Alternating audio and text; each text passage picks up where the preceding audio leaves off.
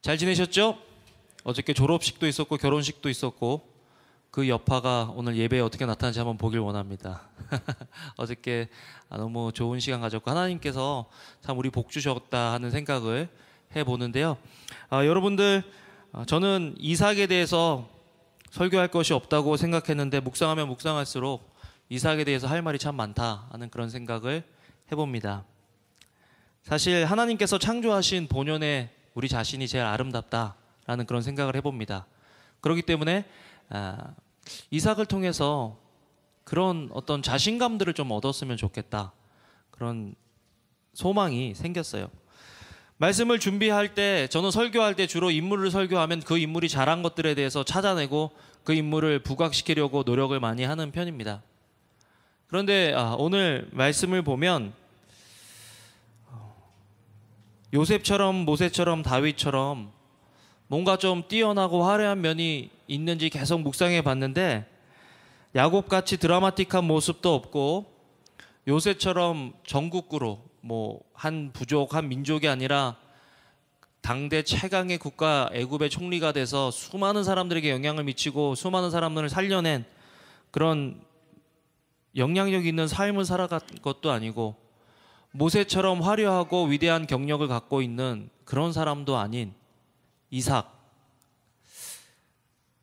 이삭에 대해서 어떻게 설교를 할까 고민이 많이 되었습니다.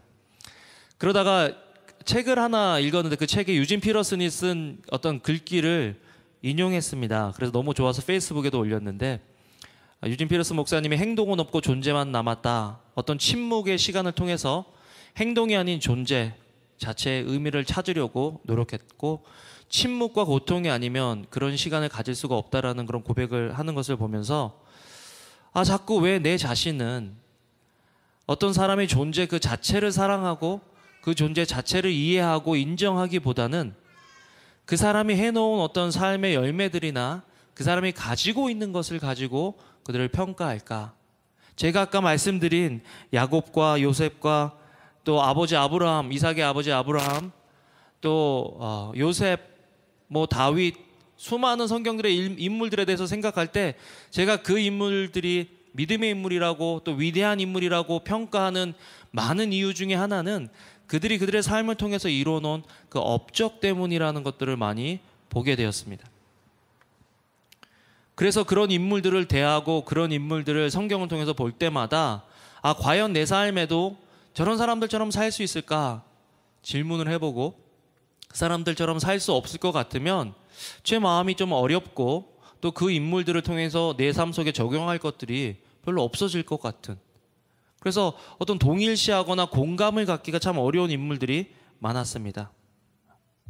내가 왜 이런 식으로 생각할까라고 한다면 요즘 세상이 그런 것 같아요. 세상이.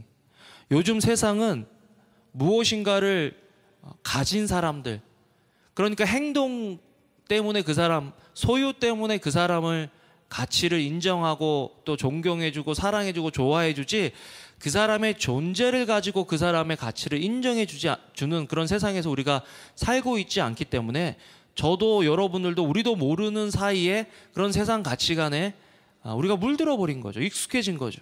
그래서 우리도 누군가를 판단할 때 옷을 입은 스타일이 어떤지, 또 그 사람의 직업이 어떤지, 또 그 사람의 가지고 있는 그 소유나 그 사람의 능력이 어떤지를 가지고 그 사람들에 대한 편견을 갖게 되고 그 사람들을 판단하게 되는 경우가 너무나 많더라는 것입니다.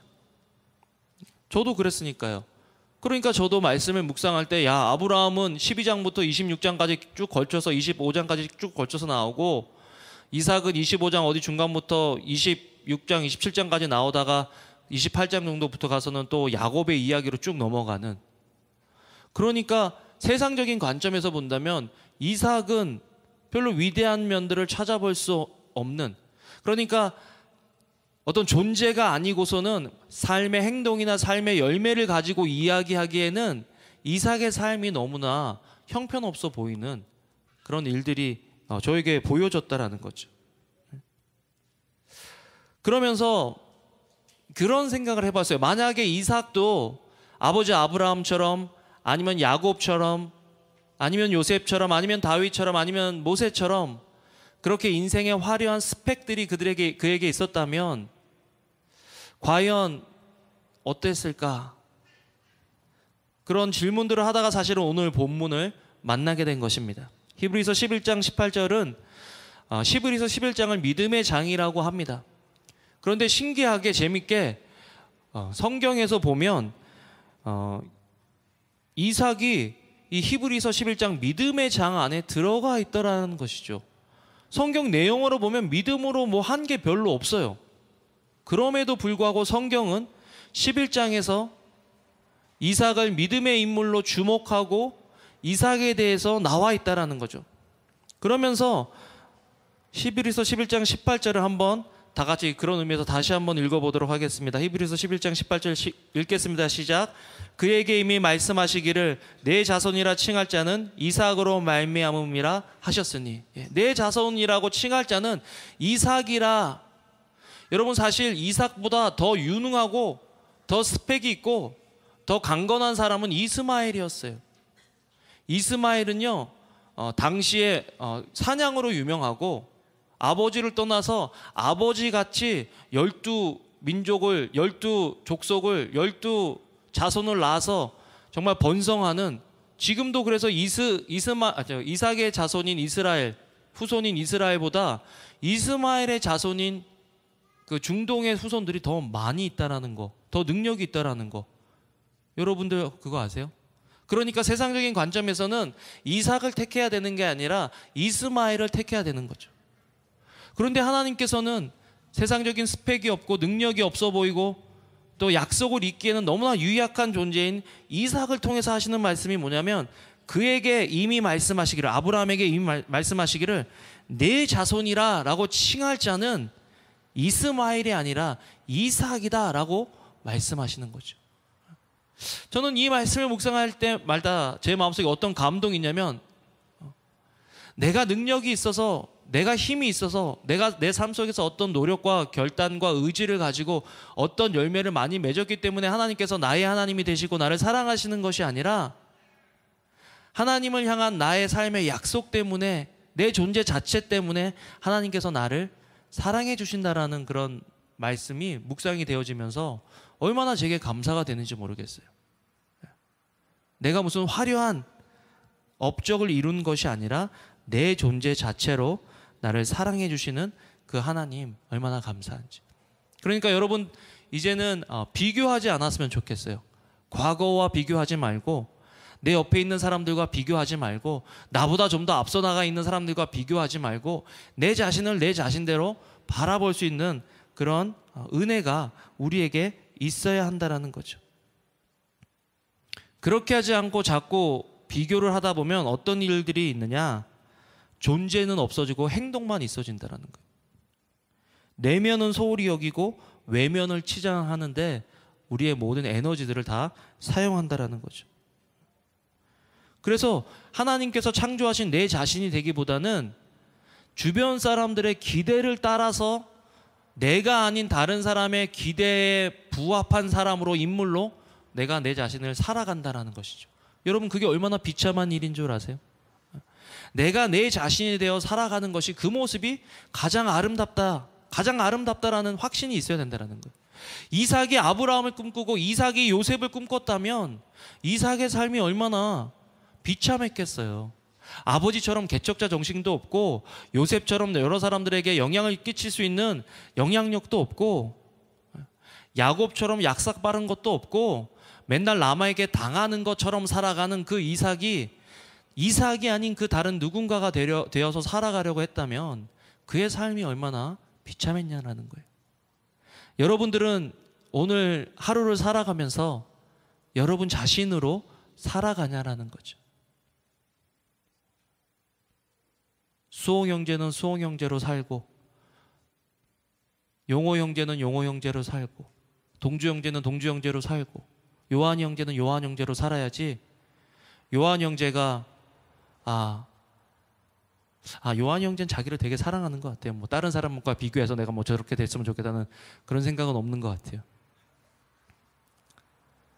여러분 근데 여러분들 오늘 오늘을 살아가는 어제를 살았던 그 여러분 자신은 하나님이 여러분들을 창조하신 그 창조의 모습, 그 모습이냐라는 거죠. 그리고 여러분들은 그 모습이 이삭이어도 여러분들은 그 모습을 사랑하시냐는 거죠. 저는 그런 생각했어요. 담임 목사가 되고 여기 벨리 생명의 교회 오면서 약간 그런 생각을 해봤어요. 나는 왜 맨날 내가 전화해야 사람들이 우리 집에 놀러 올까? 아니, 나는 꽤 인간성도 괜찮고 맨날 나한테 전화 와서 놀러 가도 돼요 막 그럴 줄 알았거든요. 근데 그런 일이 없는 거예요. 그리고 요즘 왜 연락을 안 하냐니까, 아, 목사님 바쁘실 것 같아서 그래. 난 진짜 안 바쁜데. 난 누가 요즘 개척교회 한다고 바쁘죠 하는 질문이 제일 미안해요. 안 바쁜데. 네. 그런데 자꾸 그런 생각을 하면서 제가 강 목사님 비서실에 있었잖아요. 강 목사님은 오는 사람이 너무 많아서 그거를 제가 잘라내는 게 맨날 일이었거든요. 강 목사님 바쁘다, 뭐 아프다, 들어가셨다 맨날 그런 거 하면 강 목사님 변 목사 많이 늘었는데 막 그러면서 옛날에는 그런데 나는 그런 일이 없는 거예요. 그래서 지난 주간에 조금 그랬어요. 나는 왜 찾아온 사람이 없지? 맨날 내가 연락해서 만나자 그러냐? 그런 생각을 하다가 하나님께서 제 마음속에 이 말씀을 묵상하면서 주신 말씀이 뭐냐면, 은광아, 너는 은광이야. 예. 어떤 사람은 사람들이 찾아와서 그 사람을 만나고 싶은 사람이 있는 반면에, 어떤 사람은, 너 같은 사람은 누군가가 필요한, 네가 필요한, 나의 사랑이 필요한, 나의 관심이 필요한 사람들에게 네가 찾아가서 네가 그 사람들을 만나주고 네가 그 사람들에게 나의 사랑을 공급해주고 보여주게 하는 거, 그게 네가 할 역할이고 나는 너를 통해서 그것들을 기대한다라는 그런 말씀을, 마음을 딱 주시는데 제 마음이 얼마나 좋은지 모르겠어요. 막 행복해지는 거. 맞아, 그게 내 잡이지. 앉아 기다리고 있는데 사람들이 막 몰려오고 막 이렇게 하는 게 내 잡이 아니라, 나의 부르심은 사람들을 찾아가서 만나고 그 사람과 행복한 시간 갖고 하는 그런 것들이 하나님께서 나에게 주신 나의 삶의 사명이다라고 생각하니까 갑자기 모든 것들이 정리가 되는 거예요. 그러니까 내가 뭔가를 행동하고 내가 뭔가를 소유하고 내가 뭔가를 나타내서 내 자신의 만족감이 오는 것이 아니라, 하나님께서 나를 창조하신 내 모습을 이해하는 그 순간부터 내 마음속에, 내 삶 속에 만족이 있더라는 거죠.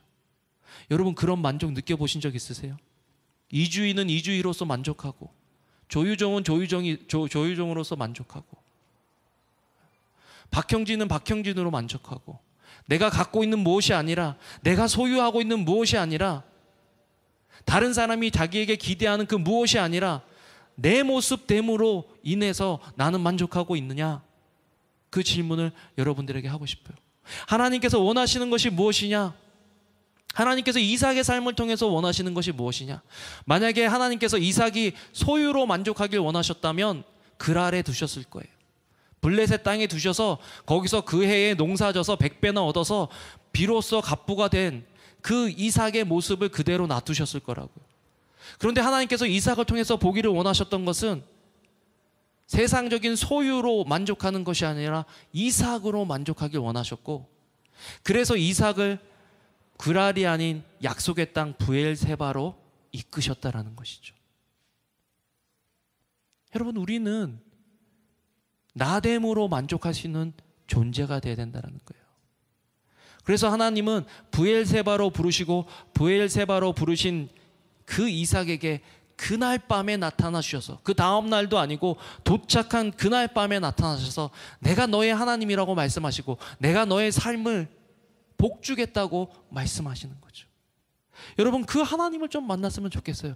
여러분을 여러분에게 만드신 그 하나님을 만나야 여러분들은 여러분들이 누구신 줄을 이해할 수 있게 된다는 거죠. 여러분들은 여러분들을 창조하신 그 창조자 하나님을 만나셨습니까? 여러분들은 여러분들을 창조하신 그 하나님의 뜻과 그 하나님의 목적을 발견하셨습니까?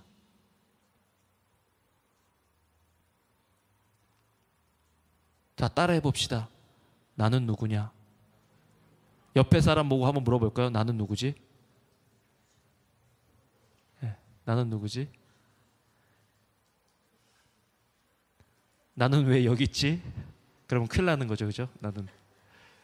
나는 누구냐? 여러분, 나는 누구냐에 대한 답이 여러분에게 있냐는 거죠. 저는 오늘 설교를 통해서, 그리고 앞으로의 우리 예배를 통해서 하나님을 만나게 되고, 나를 지으신 그 하나님을 만나는 그 만남의 회복을 통해서 내가 누군지를 알게 되는 여러분들 되시기를 주님의 이름으로 축원합니다. 그러면 행동이나 소유가 아닌 존재로 행복할 수 있는 사람이 될 수 있다는 거죠. 신경을 안 차리면요, 금방 이게 넘어가더라고요. 예레미야 2장 13절에 보면 이런 말씀이 있습니다. 내 백성이 두 가지 악을 행하였는데 곧 그들이 생수에 근원된 나를 버린 것과 스스로 웅덩이를 판 것인데 그것은 그 물을 가두지 못할 터진 웅덩이들이라.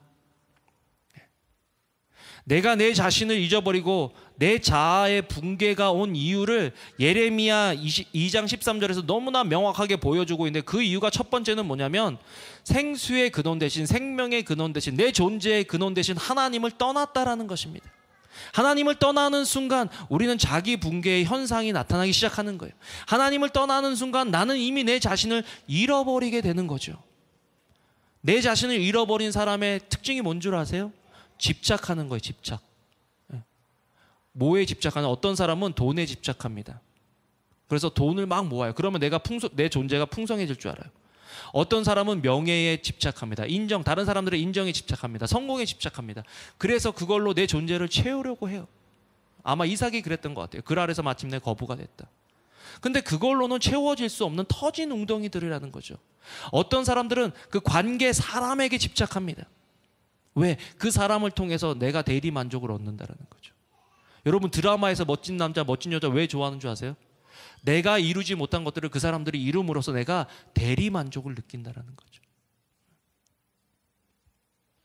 성경의 인물들이 왜 그렇게 좋아 보이는 줄 아세요? 나는 그렇게 못 사는데 성경의 인물들은 그렇게 사니까 내가 대리 만족을 느낀다는 거예요. 그거 집착하게 된다는 거예요. 그게 자기의 모습이 아닌데 자꾸 집착해야 되는 거죠. 붙들어야 할 것들을 붙잡지 못하면 다른 쓸데없고 허망한 것들을 붙잡고 그 붙잡는 것들 때문에 나를 더 잃어버리고 점점 우리는 자아 붕괴로 들어간다는 것입니다. 여러분, 누구를 붙잡고 계십니까? 여러분, 생수의 근원 되시는, 생명의 근원 되시는 하나님을 붙잡는 여러분들 되시기를 주님의 이름으로 축원합니다. 그것이 우리의 모습이 되어야 한다는 것입니다.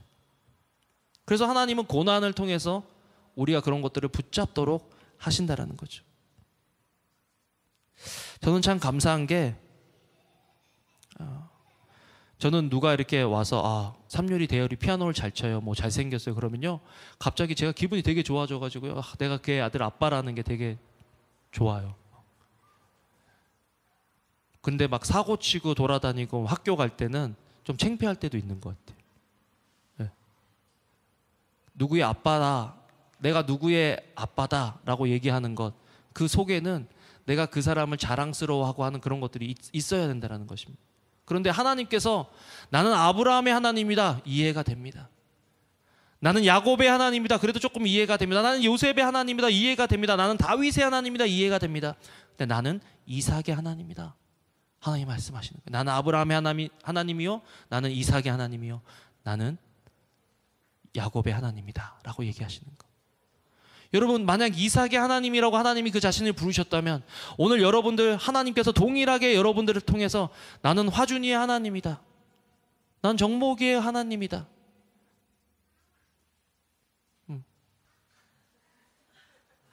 반가워요. 하나님이 나는 너의 하나님이라고 부르시는 그 이름을 부끄러워하지 않으신다라는 것입니다. 얼마나 이게 나에게 감사가 되는지. 나는 변은광이의 하나님이라고 하나님께서 말씀하시는데 나를 충분히 아시고 나를 뻔히 아시고 나의 연약함과 나의 과거의 실패와 나의 지금의 스트러글, 내가 지금 힘들어하고 어려워하는 그 모든 것들을 하나님께서 아심에도 불구하고 나는 변은광이의 하나님이라고 말씀하시는 그 하나님이 나는 얼마나 좋은지. 내 소유 때문이 아니라, 내가 한 어떤 업적 때문이 아니라 나의 나됨을 좋아하시고 나의 하나님이라고 말씀하시는 그 하나님이 얼마나 감사한지요. 이런 일들을 통해서 하나님께서 이삭의 삶을 회복시키시더라는 거죠. 그 사람의 정체성을 회복시키시더라는 거죠. 그래서 하나님께서 이삭을 통해서 하신 일을, 이런 이삭을 통해서 하신 일을 좀 보기를 원하는데, 첫 번째는 이삭은 무너진 데를 수보하는 자. 여러분, 우리 교회를 시작할 때 우리 교회에 주신 약속의 말씀 뭔지 아세요? 내게 선할 자들이 오래 황폐된 곳들을 다시 세울 것이며 너는 역대에 파괴된 기초를 쌓으리니 너를 일컬어 무너진 데를 수보하는 자라 할 것이며 기르 수축가에 거할 곳이 되게 하는 자라 하리라.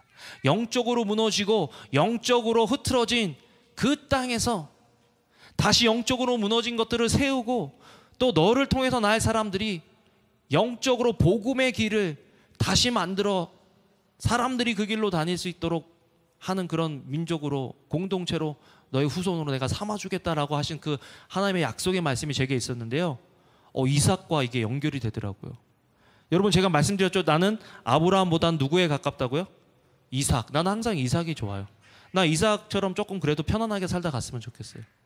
뭐 고생하고 이런 거 별로 안 좋아해요. 물론 이삭도 고생을 했지만 아버지나 야곱처럼 그런 고생은 잘 안 했거든요. 요셉처럼. 그래도 좀 괜찮았어요. 난 그냥 그렇게 되면 우리 아들이 야곱처럼 고생하면 안 된다 하여튼 저는 그래요. 나는 이삭처럼 그렇게 하면 좋겠다. 그런데 이삭이 한 일이 있어요. 뭐냐면 무너진 것들을 수보하는 그런 일들을 그의 삶을 통해서 했다라는 거죠. 그가 깨달아서 그렇게 했는지 아니면 하나님의 은혜로 했는지 모르겠지만 그렇게 했다라는 것입니다. 브엘세바 얘기를 조금 더 하면 브엘세바가 왜 그렇게 의미가 있는 거냐. 브엘세바는 이스라엘의 경계예요. 단에서부터 브엘세바까지라는 표현이 나오는데 단에서부터 브엘세바는 이스라엘의 전체를 얘기해요. 그래서 이런 거예요. 할라부터 백두까지. 그러면 어떻게 해요? 우리 대한민국 전체를 보여주는 거죠. 우리 민족 전체에 사는 그 영역을 보여주는 거잖아요. 브엘세바부터 단까지라는 것은 이스라엘 사람들 삶의 전체 영역을 보여주는 거예요. 그래서 브엘세바가 의미가 있는데 이 브엘세바가 처음에는 블레셋 사람의 땅이었.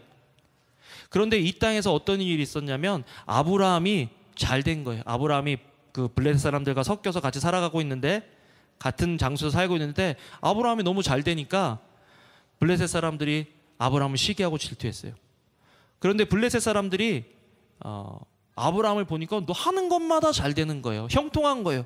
그런데 알고 봤더니 하나님이 아브라함과 함께 하신다는 거예요. 그러니까 어떻게 보면 한 교회가 이렇게 잘 되고 있는데 오바마 대통령이 이렇게 보니까 벨리 생명의 교회가 너무 잘 되는 거예요. 뭐 하는 일마다 잘 되는 거예요. 숫자가 많은 게 아니라 그냥 거기에는 하나님의 임재가 있고 풍성함이 있고 하나님의 능력이 나타나는 거예요. 그러니까 오바마 대통령이 갑자기 야 벨리 생명의 교회에 있는 놀스리지에 있는 벨리 생명의 교회를 한번 가보자. 그리고 그 사람들이 왜 그렇게 잘 되는지 보고 그 교회랑 우리 좀 같이 이렇게 언약을 좀 맺어보자. 지금 그런 일이 일어난 거예요. 국가와 국가 간의 어떤 협약과 언약이 있는 것이 아니라 국가와 한 300~400명 정도 되는 그 부족과의 지금 언약이 일어난 거고 그것도 아브라함이 아비멜렉을 찾아간 것이 아니라 아비멜렉이라는 거는 통칭을 털어서 그냥 블레셋의 왕을 그냥 아비멜렉이라고 많이 얘기해요. 그래서 이삭 때도 아비멜렉이고 뭐 아브라함 때도 아비멜렉이네. 그냥 왕을 아비멜렉이라고 그러고 애굽의 왕을 바로 페로라고 하는 것처럼 그냥 바로 애굽의 왕은 다 바로 그렇게 아시면 되겠어요. 그래서 블레셋 왕이 찾아와서 언약을 맺는데 이런 말씀을 해주세요. 창세기 21장 22절 23절 아마 여러분 나눠드린 거기에 있을 것 같아요. 다 같이 한번 읽어보겠습니다. 시작. 그때에 아비멜렉과 그 군대 장관 비골이 아브라함에게 말하여 이르되 내가 무슨 일을 하든지 하나님이 너와 함께 계시도다. 그런즉 너는 나와 내 아들과 내 손자에게 거짓되이 행하지 아니하기를 이제 여기서 하나님을 가리켜 내게 맹세하라. 내가 내게 후대한 대로 너도 나와 내가 머무는 이 땅에서 행할 것이니라. 어떻게 보면 이거는 아비멜렉 왕의 굴욕이에요. 블레셋 나라의 굴욕이라고요. 왕이 한 사람을 찾아가서 너와 함께 계시니까 제발 네 아들과 내 손자에게 거짓되이 행하지 않기를 여기서 맹세하라는 거예요. 얼마나 잘 되고 흥하고 성하면 한 개인을 한 왕이 찾아가서 이런 부탁을 하는 거죠. 근데 아브라함이 이 상황에 놓였을 때 상태가 그렇게 좋지 못했어요. 뭐냐면 아브라함이 어떤 일이 있었냐면 그 아내 사레를 통해서 그 이스마엘을 쫓아내라 그랬어요. 그래서 이스마엘을 쫓아내고 또 그 전에 어떤 일이 있었냐면 종들이 아브라함이 메운 그 우물들을 그랄에 그 블레셋 사람들이 너무 잘 되니까 시기해서 그 우물들을 막 막아서 경제적인 손실도 있었다고. 아들은 떠나보내고 경제적인 손실도 있고. 그런데 그런 상황에서 아비멜렉이 다시 와서 이런 이야기들을 하는 거죠. 어떻게 보면 지치고 힘들었던 아브라함에게 있어서 하나님이 너와 함께 하신다라는 그 말씀을 내 자신이 확신하는 것이 아니라 내 주변에서 어떤 사람을 통해서 그 말을 들었을 때 굉장한 위로가 됐을 것 같아요. 여러분, 저도 이런 말 하면 너무 뭐 건방지기도 하겠지만, 저도 식당에 나가면 저 알아보는 사람이 많더라고요. 그러니까 뭐 지난주에도 참 저도 이런 경우가 참 많았어요. 저 원수나 대적이나 무슨 경쟁자한테 이런 얘기를 들은 게 아니라, 저도 식당에 가서 식당에서 일하시는 아주머니 아니면 어떤 또 다른 사람들 통해서 내가 변 목사님 새생명 비전교회 있을 때 되게 좋아했다고, 되게 그립다고, 이런 말을 되게 많이 들었는데 제가 되게 위로가 됐어요. 그러니까 물론 그 전에 제가 그랬잖아요. 아, 나는 왜 찾아오는 사람이 없을까? 그래서 막 실망하고 낙심했다. 그런데 하나님의 그 음성을 통해서 나의 존재 이유를 확인했잖아요. 그런데 하나님이 참 좋으신 게 뭐냐면, 그 문제가 해결된 다음에 다른 사람들을 통해서 저의 존재의 어떤 그런 것들을 더 높여주시더라는 거죠. 그 사람들을 통해서 그 말씀을 해주시는 거예요. 만약에 그런 과정 없이 그분들을 만났으면 제가 교만해졌을 건데, 그런 과정을 겪은 다음에 내가 누군지를 안 다음에 다른 사람들을 통해서 이런 말씀, 하나님이 너와 함께 계시는 걸 내가 봤다. 하나님의 능력이 당신과 임하는 거 봤다. 그런 얘기들을 들으니까 제 자존감이 막 올라가더라는 거죠. 뭐 이거는 그렇다는 거고요. 그런데 재밌는 거는 그 아들 이삭도 동일한 경험을 해요. 지난번에 얘기했잖아요. 그 이삭이 우물을 파면 블레셋 사람들이 와서 우물 다 막아버리고 도망가고 피하다가 브엘세바까지 왔는데, 브엘세바에서 나타나실 때 하나님께서 약속하시잖아요. 내가 내 가정에게 복을 주겠다. 무너진 데를 수보하는 자라라고 아까 이삭에 대해서 얘기했는데, 이삭이 어떤 무너진 데를 수보했냐면 예배의 자리를 회복했다라는 것입니다. 아버지 아브라함이 그랄 왕과 언약을 하고 난 다음에 한 일이 뭐냐면 그 땅에서 예배를 드렸어요. 창세기 21장 33절에 보면 아브라함은 브엘세바에 에셀 나무를 심고 거기서 영원하신 여호와의 이름을 불렀다. 여호와의 이름을 불렀다라는 것은 예배했다라는 것입니다. 예배의 단을 거기 쌓았다라는 거예요. 그런데 이삭이 그 자리를 떠나면서 예배의 자리가 무너진 거예요. 여러분, 이삭이 한 것 중에 하나 잘한 거가 뭐냐면, 아버지에게 시작된 그 믿음의 예배를 아들이 다시 회복했다라는 것입니다. 여러분 삶 속에서도 예배가 회복되어지는 역사가 있기를 주님의 이름으로 축원합니다. 내년도에는 우리가 예배를 강조할 거예요. 하나님과의 관계를 강조할 거예요. 그러면서 예배가 회복되어지는 그 여러 가지, 그럼 우리가 1년 후에 예배가 회복됐는지 안 되는지 어떻게 알 수 있느냐, 우리 전도사님들하고 회의를 하면서 이제 그 8월 달에 전도사님들하고 내년도 계획을 위한 우리 그 전략 회의를 할 거예요. 한 2박 3일 정도 가서 내년도 계획과 하반기 계획을 세워서 그 계획대로 여러분들 실행하면서 갈 건데요. 그러면서 한 말이 뭐냐면, 예배가 부흥하고 예배가 회복되면 예배 시간에 한 10분 정도 일찍 오지 않겠냐. 그죠? 아니에요? 속 보이는 건가요? 여러분, 만약에 여러분 사랑하는 사람이 있는데 그 사람이 여러분 사랑한다 그러면서 맨날 예배 시간에, 그 만남의 시간에 5분, 10분, 15분 맨날 늦는다고 해보세요. 그리고 늦어도 아무런 미안한 표정이 없다고 생각해 보세요. 그게 제대로 된 관계예요? 그렇게 생각하지 않아요. 여러분, 하나님을 사랑하고 예배가 회복된다는 것은 하나님을 향한 사랑이, 하나님과의 관계가 회복된다는 것인데, 하나님과의 관계가 회복되면 좀 더 일찍 나와서 기다리면 기다렸지, 물론 어떤 일들이 생겨서 한두 번 미스할 수는 있어도 습관적으로 상습적으로 늦지 않을 거라는 것. 난 그래서 그런 것도 지표에 넣을 거예요. 그 다음에 누구를 사랑한다라는 것은 더 줘도 미안한 관계들. 그래서 하나님께 시간을 더 드리고, 하나님께 마음을 더 드리고, 하나님께 물질을 더 드리는 그런 지표들이 생길 거다. 또 하나님을 사랑한다 그러면 하나님의 사랑에 대해서 감사해서, 사랑하면 그거 아세요? 누가 누구를 사랑하면요, 한 사람은 잊어버리는데 들은 사람은 그 말을 기억해요. 여러분, 제가 군대에 있을 때 어머니나 또 학교 친구들한테 이렇게 편지가 오잖아요. 그러면 그 편지를 못 버리고 읽고 또 읽고 읽고 또 읽어요. 화장실에서도 읽고, 볼일 다 봤는데도 안 나오고 또 보고 또 보고 또 보고 그러면서 그 사랑을 확인하고, 만약에 여러분들이 하나님을 사랑하고 하나님과의 관계가 회복됐다 그러면 그 지표 중에 하나는 하나님의 말씀을 사랑하고 하나님의 말씀을 공부하고 하나님의 말씀을 읽고 하나님의 말씀을 묵상하고 또 묵상하게 되는 일들이 일어날 거라는 거죠. 지금 이삭의 삶 속에 그런 예배가 회복되어진다는 것입니다. 하나님께서 그 예배의 장소, 임재의 장소로 이삭을 불러주시니까 이삭이 하나님을 예배하게 된, 참 놀라운 일이고 감사한 일이죠.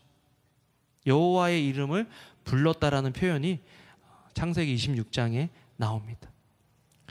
여러분, 하나님께서 이삭의 삶을 통해서 기대하신 것이 그랄에서 비로소 갑부가 된 것이 하나님께서 이삭의 삶 속에서 원하시는 것이었을까요? 아니에요.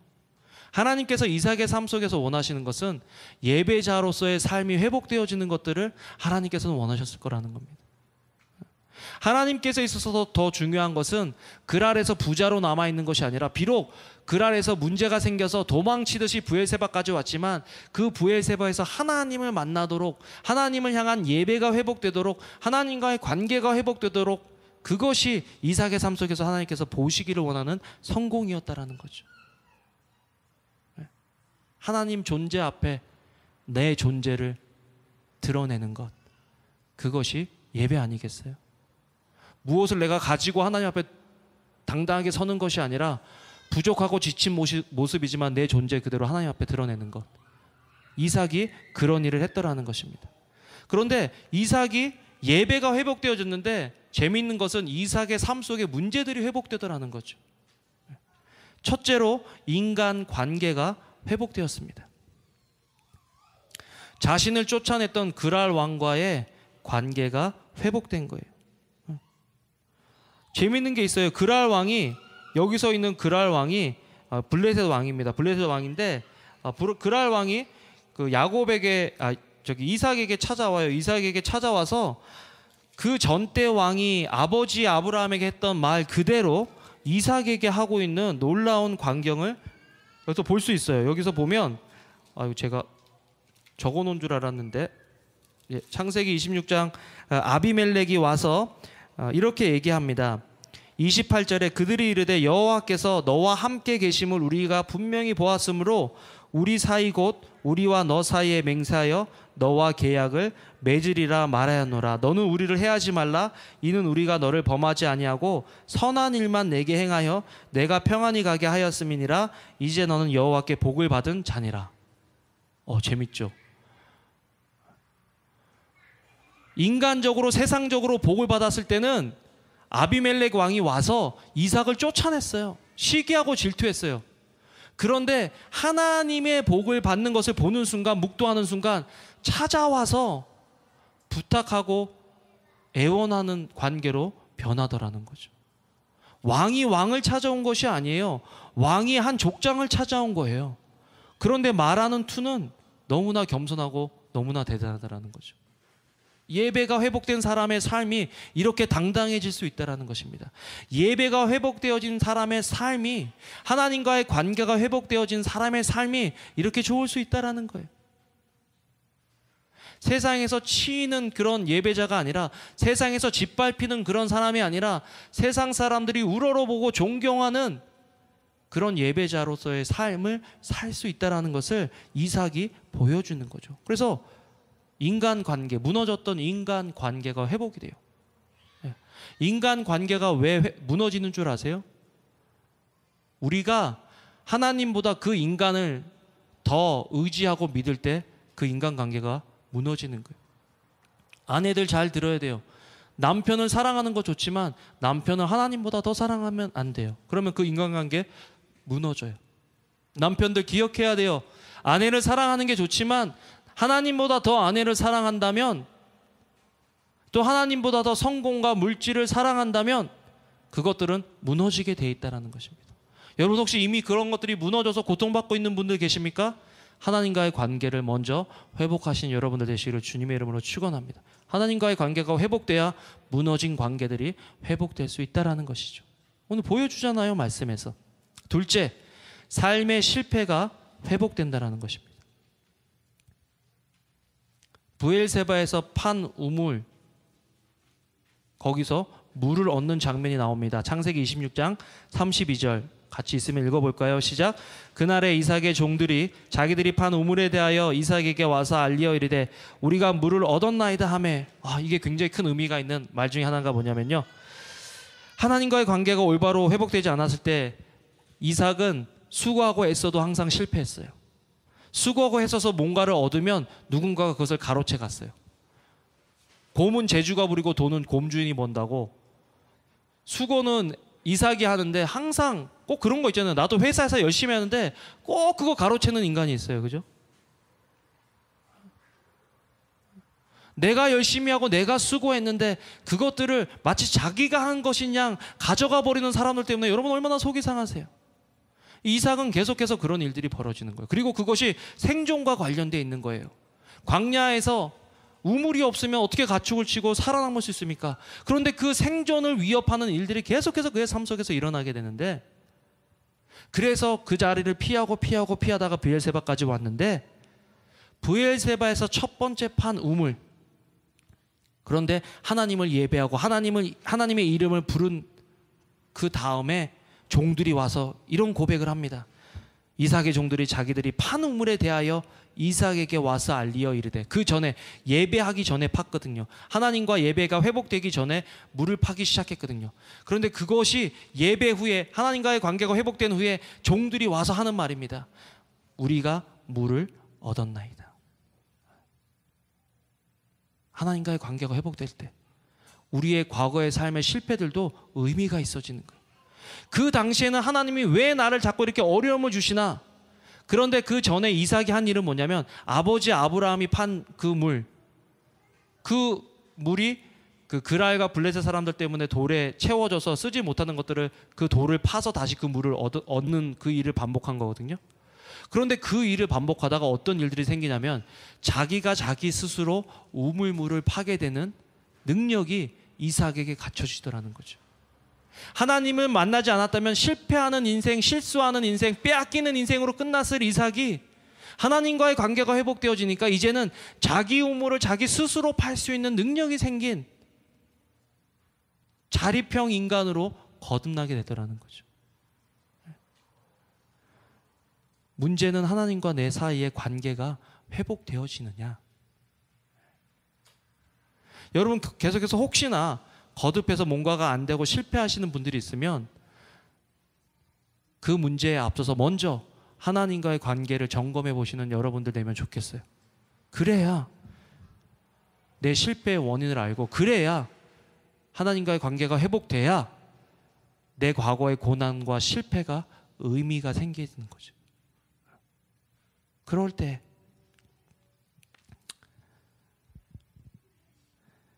이번은 시간이 지났고 제가 한 말도 있으니까 이번은 다음 주나 다음 시간에 제가 말 더 할게요. 이거 하면 또 앞에 이것만큼 시간이 지나가야 되는데, 제가 제 설교를 봐도 어떨 때 너무 길더라고요. 그래서 짧게 해야죠. 그죠? 그래서 저도 그거 훈련하겠습니다. 저도 짧게 하겠는데, 여러분들 오늘 서로 셀 모임을 하면서 그런 것들 한번 물어보세요. 나는 옛날에는 실패라고 생각했는데, 나의 고난이라고 생각했는데, 지금 와서 생각해 보니까 이것이 하나님의 은혜더라. 또 하나님과의 관계를 회복할 때 내 존재 안에 이런 아름다움이 있다라는 것을 나는 발견하게 되었다라는 것들을 여러분들 한번 나눠보세요. 그러면 아마 굉장한 좋은 시간이 될 것 같아요. 그래도 나가는 말은 하겠습니다. 온전한 회복을 여러분 바라세요. 여기서 온전한 회복은 여러분들이 무슨 위대한 일을 하고 화려한 일을 해야 된다는 게 아니에요. 그것은 뭐냐면 하나님께서 여러분들을 부르신 그 부르심을 회복하라는 거예요. 아까 제가 말씀하신 것처럼 황민이는 유다온이 될 수 없고 유다온은 황민이가 될 수 없다. 손지혜는 박형진이 될 수 없고 박형진은 손지혜가 될 수 없다.